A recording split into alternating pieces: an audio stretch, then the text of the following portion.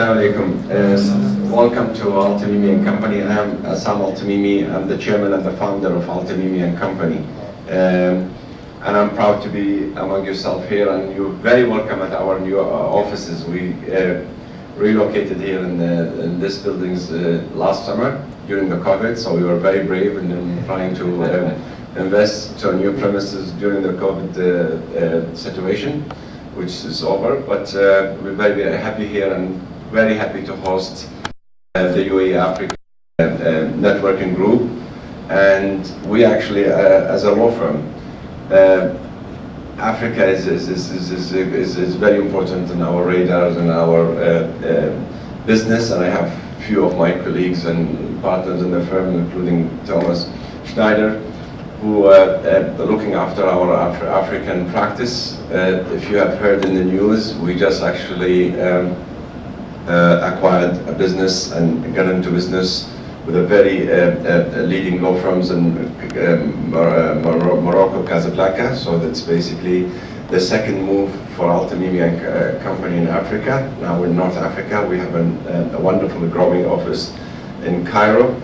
And we are looking, hopefully, in the future to cover the entire Middle East and a number of African countries with our presence to be able to service clients and bridge between the UAE and the African states and the Middle East. This firm was set up a few years in Dubai in a room smaller than this. And because of the growth of the UAE and the relationship the UAE has managed to build with different countries, including African countries, we were able to grow and establish now 18 offices in 10 countries, which we're very, very, very proud of. Also, if we could help you in any of your business, please, I'm always available, I'm always in the business, and we have a number of partners. If we will make any of your business easier for you to make business in the UAE, or if you have ideas of trying to set up anything in the UAE, please contact me on a personal basis or the firm. We have a wonderful relationship with a number of governmental entities who are very welcoming to African initiative, and I will find them very welcoming to business that's coming in from Africa or vice versa from here to Africa. So if I could help you in any of your business or any of your initiative, and if we could support you, we'll be happy, because I always say what is good for Dubai is good for us. So if you guys are going to be growing here in Dubai and making businesses and building bridges between the UAE and Africa, it will always be good for our business. And I hope that you continue to grow your business and feel very happy and safe. And I tell you, I work with the government a lot, and there's a number of wonderful initiatives that the UAE is putting forward. Number of projects that the government, whether in Abu Dhabi and Dubai, is planning for, and the news in the UAE is all good news. And their look over their relationship with Africa is extremely positive. And I hope that because of your discussion today, we can find something that we could build upon, an initiative that we could basically help you with. And I thank you for taking the trouble.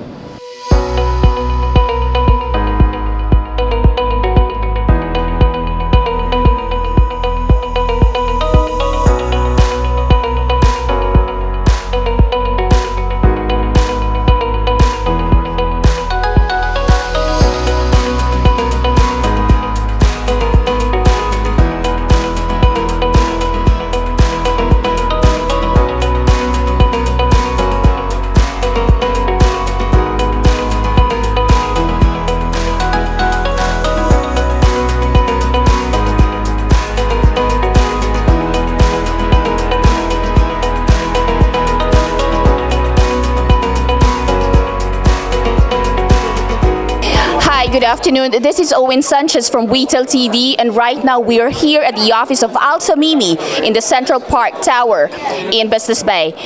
Right now, we just finished and concluded the first CEO Roundtable meeting here at the office of Al-Tamimi Company. And I have here the most important person here in Al-Tamimi. Can I get your full name, sir? Tom Snyder. I'm a partner and head of arbitration here at Al-Tamimi Company.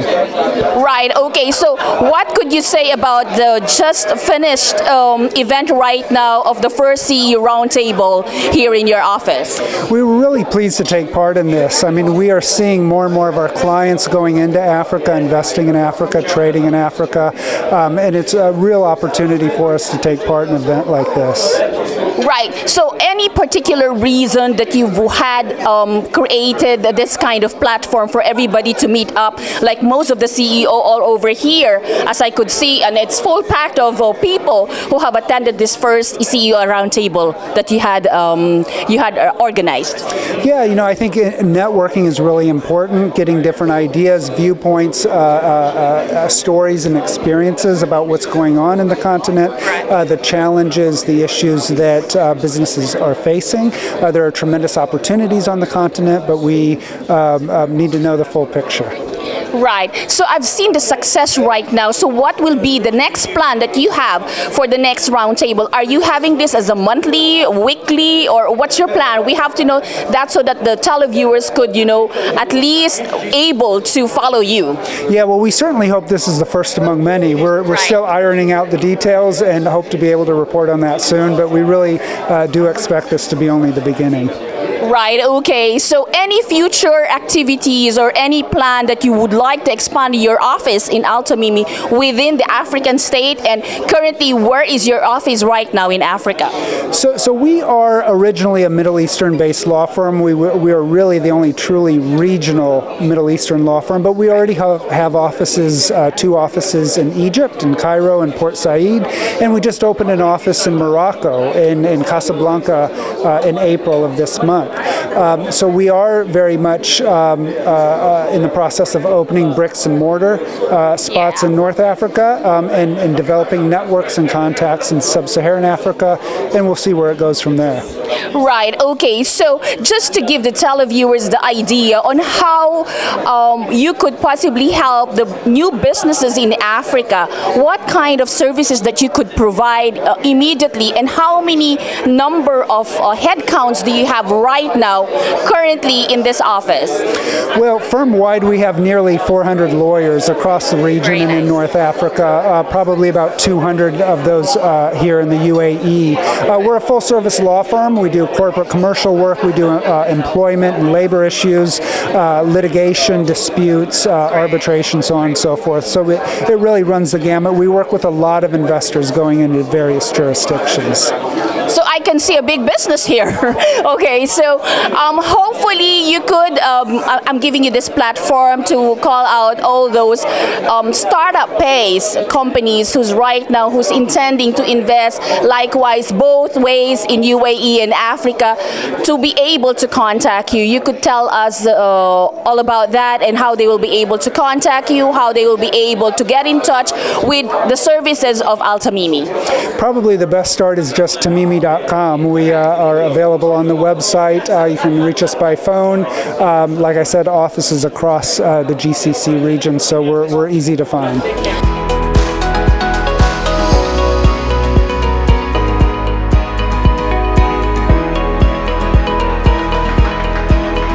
Right now, I have a very, very fascinating guest here. Sir, can I just get your full name, and then you could state as well what you are currently in business here in the UAE? Right, my name is Prince Franklin Omene, and I'm the CEO of Omene Holdings and Ubuntu Capital, registered out of Greece.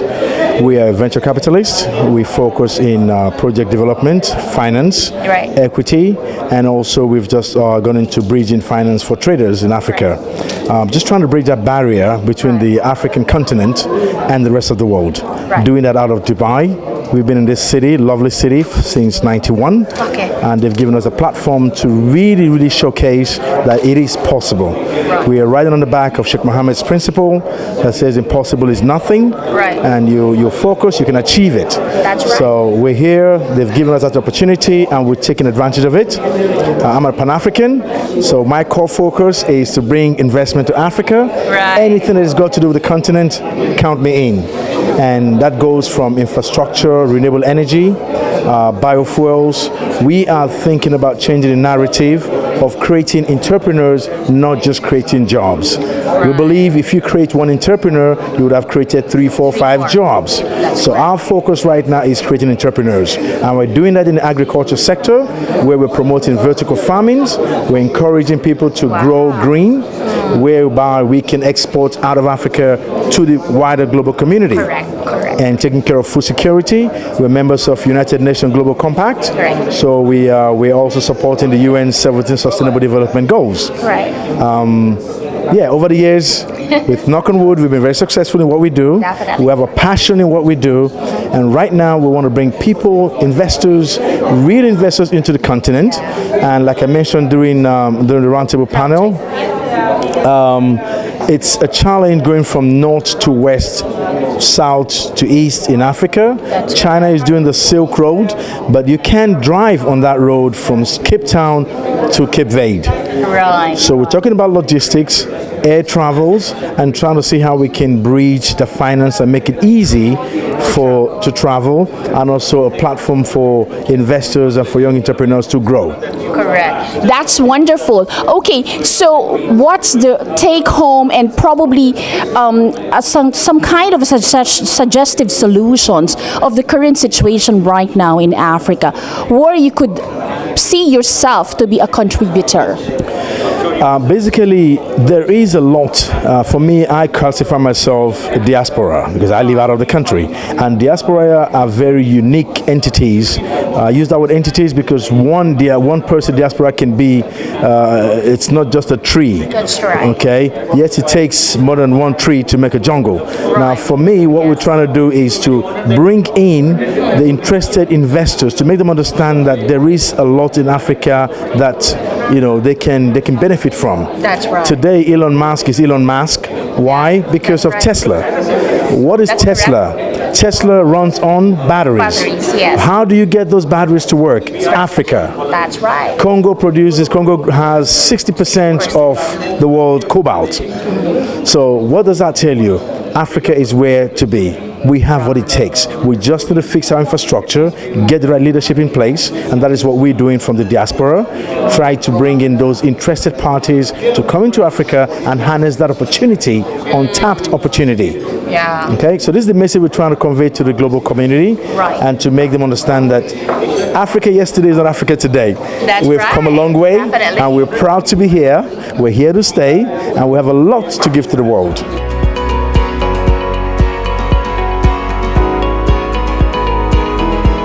My pleasure to have you. Please introduce yourself into the televiewers for them to know who are you and what do you currently do here in the UAE and your current business.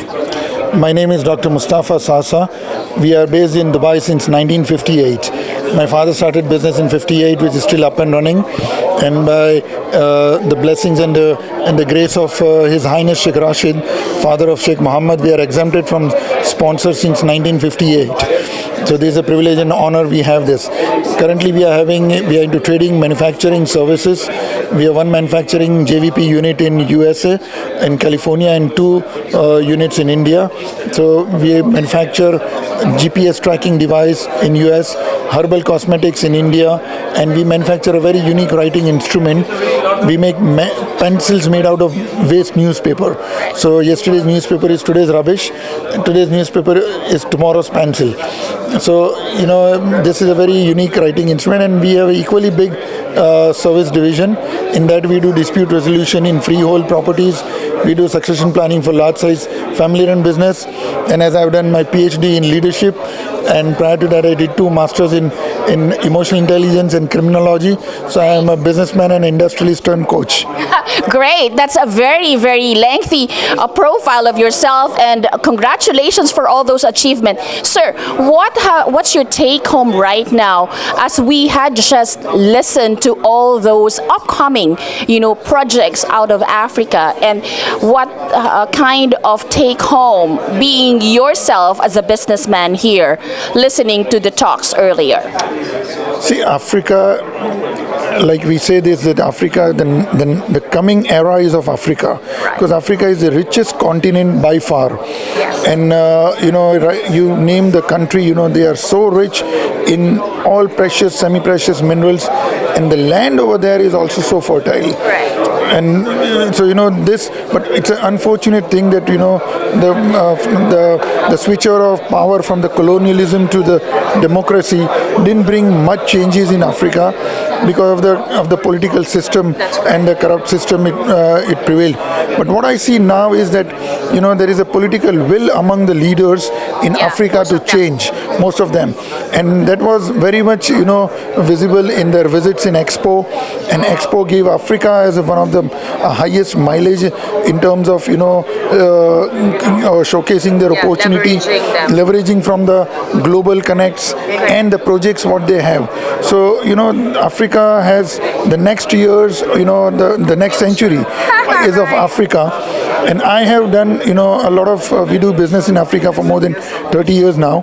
And in my PhD, I did one research, which is a human development protocol. Right. So as I told in my speech, it is not important what is beneath your soil. Right. It's important what is above your soil, which is human resource. That's So we it's always people. Yes, people. So three important things, three important assets for the country are people, people, and people. That's So and they are now paying attention to it. And I have developed this protocol, which it's a human development protocol in which we are right now in the early stage of drafting contracts with many countries in Africa. Understand. In that, what we do is there are election censuses happening in the country for the election purpose to determine the constituency. Understand. What I have done in my research is we do intellectual census for the country. So we map the entire country intellectually. So how many doctors, how many lawyers, how many engineers, how many graduates, how many undergraduates, how many literate, how many illiterate, how many illiterate but they are computer savvy. Right. So once we have this mapping, then we know every country has a poverty line. Correct. There are people below poverty line and people above poverty line. Right. So you plan that accordingly. We draw an intellectual line. That model we adopted for intellectual. So we draw intellectual line and we get people below intellectual line, people above that. Right. All below are also not in one category. So we make a bridge program to bring them up, and that line starts shifting up. So in 5-year times, you have a complete different landscape of human resource in the country. By this program, wherever they go in the world, they will shine out. Wow, that's amazing. So I hope that people will be able to adapt that, and then they'll be able to, at least yourself, to have some kind of a training, and then have to introduce that and execute that in the market as well. Absolutely, and there is one more program we are doing. See, there is a very common program adopted in the third world country or the emerging countries is PPP program. It's a public-private partnership, which is a very common program. Public is the government, private is any entity, expertise around the world, they come and do the project. Mostly they are infrastructure projects then they are open for public benefit. Right. I have created a model which is called PPCP. So it's public, private and community partnership. Wow. So in this community partnership, there is a knowledge transfer, skill development, so many things, leadership development, all these programs, they become part of this program. So even when the company leaves after doing the project, the country is not dependent on the foreign company. They create a local expertise for the maintenance, for many things. Okay, it seems like you've got a lot of plans and projects and programs that you could possibly, share it with African state. How could they be able to contact you if in case they will be ready to participate on these programs? Of course, my contacts are I'm socially extremely well connected. Yeah. You can just type Dr. Mustafa Sasa and you will get my all biodata and profile, everything on that. And we are always ready for the good cause. Right. See, many things what we do in Africa is part of our CSR as well. Okay. So, as I'm a member of World Water Council also, so we do a lot of water projects, we do consultation and create, and all these things what we are doing and all the talks of current forum of CEO happen today is to create a better Africa. May I get your full name, ma'am? My name is Patty Kennedy. And currently you're based here in the UAE? I am. I'm a Canadian from Vancouver, and I'm based right now in Dubai. I've been 2 years in Oman and recently came to Dubai. Right, okay. So what's your take home right now after hearing all those panelists that has a big project for Africa? Well, I think that they have a lot of work cut out for them. They have done a brilliant job of delineating the many layers of the problems that have to be dealt with. And I think there was a lot of work, a look at solution, at situation, but now I think that we really have to take the conversation to solution. It's easy to say what the problems are, and it's so multi-layered, it's almost shocking. Bullet points, everything. Absolutely, from bilingualism to airfares to absolutely everything. And but aircraft, difficulties. But the young gentleman who is the coffee guy, as he liked to be called, I really liked what he had to say, because he represents that private sector. And today, I work with a lot of leaders, and it doesn't matter if you're government or a corporation or an entrepreneur. You must have an entrepreneurial mindset now. We must no longer think, how can the government or external forces help us? I've been an entrepreneur for 50 years, all my life, and it is really our time. And it's the mindset of an entrepreneur that I think is what's going to take us from discussing the situations. And it's not just in Africa, it's everywhere in leadership. We're coming out of COVID, for heaven's sake. Leadership has changed. It has to change. We have to have new core values in our leadership now. So I think it's a really exciting time. I'm very, very happy to be here as a leadership and communication coach, as somebody who sometimes is a master of ceremonies for these events. And I have one coming up, and I think I really have to study more now this African Free Trade Agreement. I'm Canadian. We've had our own issues with our NAFTA, our North American Free Trade Agreement. I was a political radio journalist for years in Canada. So I love it, and I think it's really inspiring. They have a lot of work. These were brilliant people on the panel today. And I have full confidence that, as they've called all my life, they've called Africa the sleeping giant. And the sleeping giant is waking up. It has to wake up now. And it's beautiful, and the potential is so much there. Right. Okay. Thank you very much for the very nice insights, ma'am. And hope to see you for the next CEO Roundtable again. I think you will, because I find it fascinating, to be honest with you. I'm just fascinated by it. Thank you very much. Thank you so much.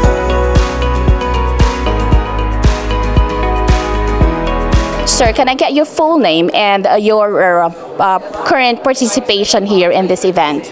Okay, my name is Kendi Oyedeji. I'm the Managing Director of Bryan & Berkeley International, an IT distribution company registered in Dubai, and of course we have our operation across sub-Saharan African belt, both from the east to west side of Africa.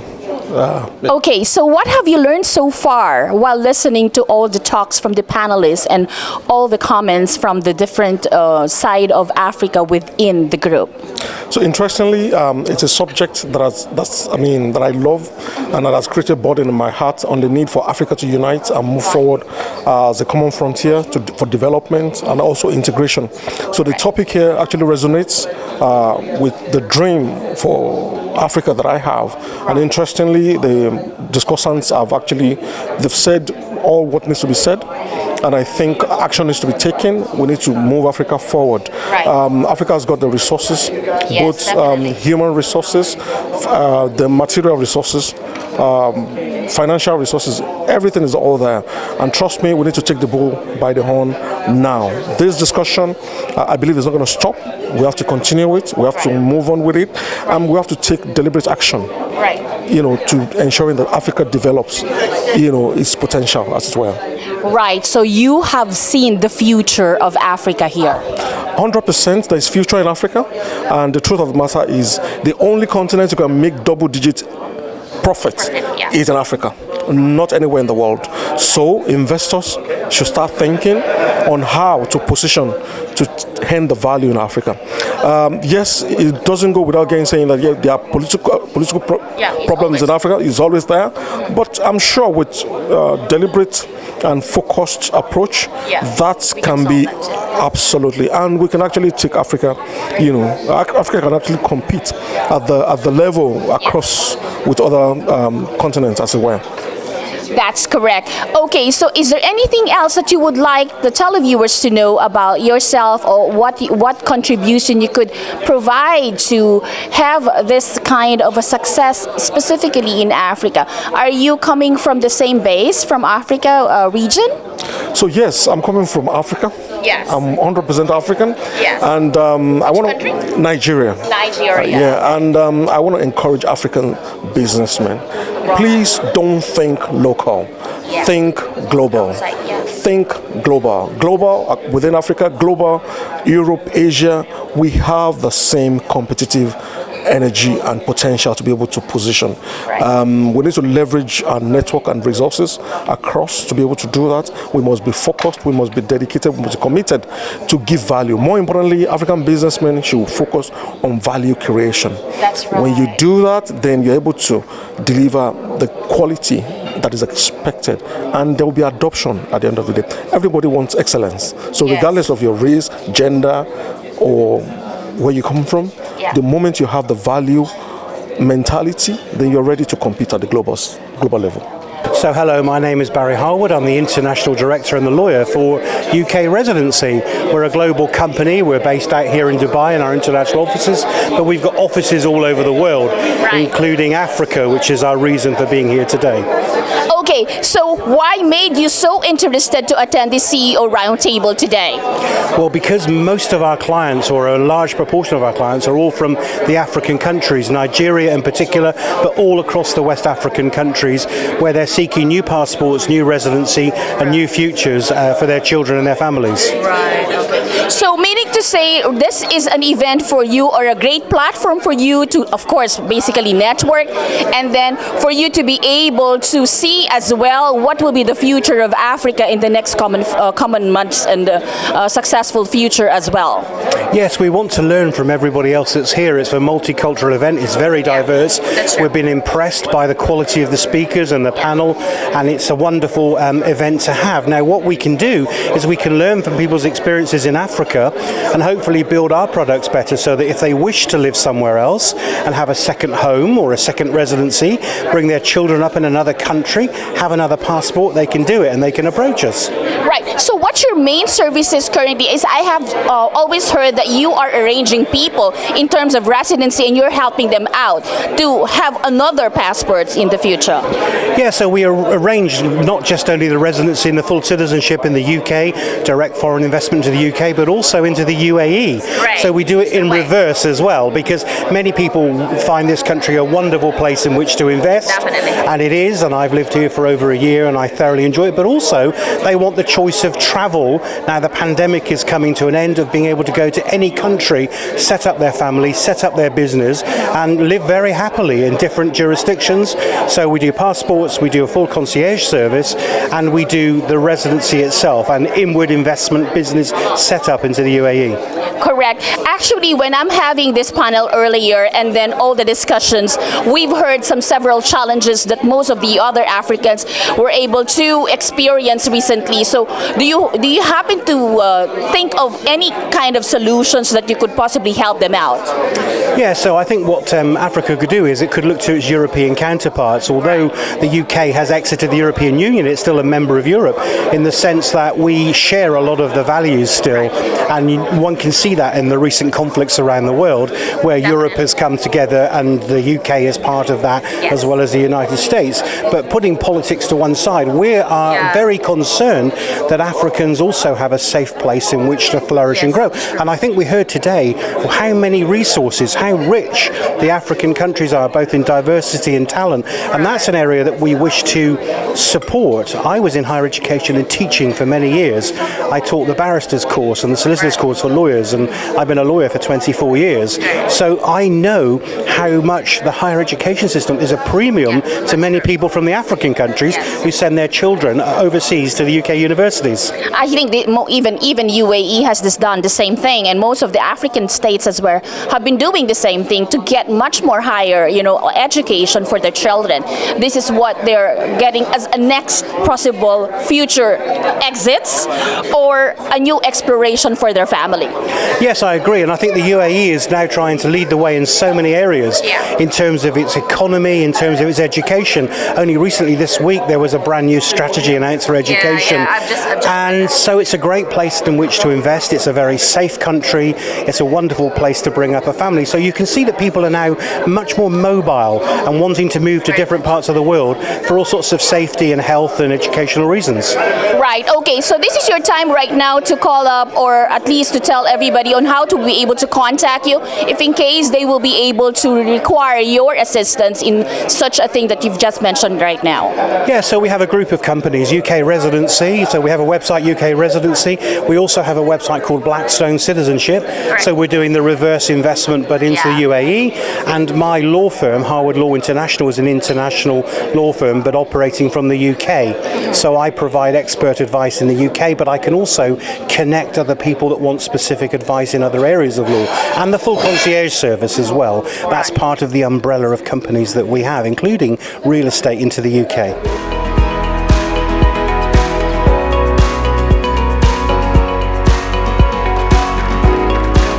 May I get your full name, sir, and the reason why you're here at this event? Sure. Hi. Thanks for having me. In fact, my name is Muhammad. I'm Muhammad Kabi. I'm Tunisian, so naturally I'm African. I would love to be always involved with whatever is happening about the African continent. Right. Personally, I believe in the African continent. I'm a personal branding consultant. I help people with their presence online, and I believe that the internet, we are ambassadors of our countries, of continent, and of humans. Definitely. So what's your take home right now after hearing all those comments coming from the panelists versus the other comments and the challenges that the other Africans had experienced earlier? Honestly, from today's event, it's what I get is a renewed belief about the power of the African continent, and that it is possible.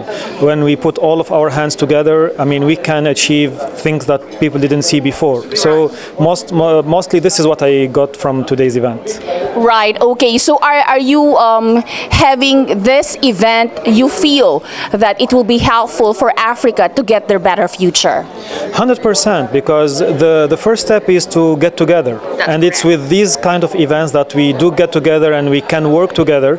We put many heads together, our hands together, and then we can do it. That's true. We have to work hand in hand, as they said. You gather together. It's better to have several brains to work out on one project. 100%. Here I believe that 1 + 1 doesn't equal 2. That's right. That's correct. So thank you very much for your time, and we hope to see you again for the next CEO Roundtable.